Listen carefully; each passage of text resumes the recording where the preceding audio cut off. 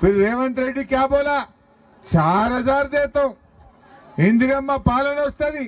December Cayley 4000 ఇస్తా అన్నాడు వచ్చిందా మరి ఇప్పుడు వచ్చి ఓటుకు 3000 ఇస్తా అంటుండట బిడ్డ 3000 ఇస్తే బరాబర్ తీసుకుంటారు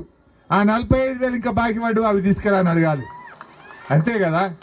ఇప్పుడు 2000 పింఛన్ అంటే 48000 రూపాయలు రావాలి 24 నెలలు అయింది గవర్నమెంట్ వచ్చి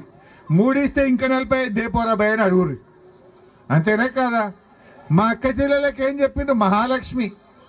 నెలకు 2500 ఇస్తాం వచ్చిందా ఎవరికైనా వచ్చిందా అంటే ఈ 2 ఏళ్ళు అంటే ఎన్ని పైసలు రావాలి అమ్మా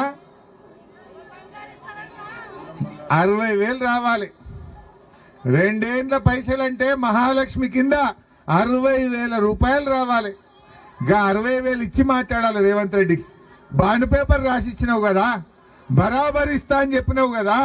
డబ్బల ఓట్లు వేయించుకొని పిల్లలకు ఉద్యోగాలు ఇస్తా అని మోసం చేసినావు అక్క చెల్లెలకు మహాలక్ష్మి ఇస్తా అని మోసం చేసినావు ఆడపిల్లలకు స్కూటీలు ఇస్తా అని మోసం చేసినావు తులం బంగారం ఇస్తా అని మోసం చేసినావు ఇంకా సిగ్గు లేకుండా ఓట్లు అడుగుతున్నాడు రేవంత్ రెడ్డి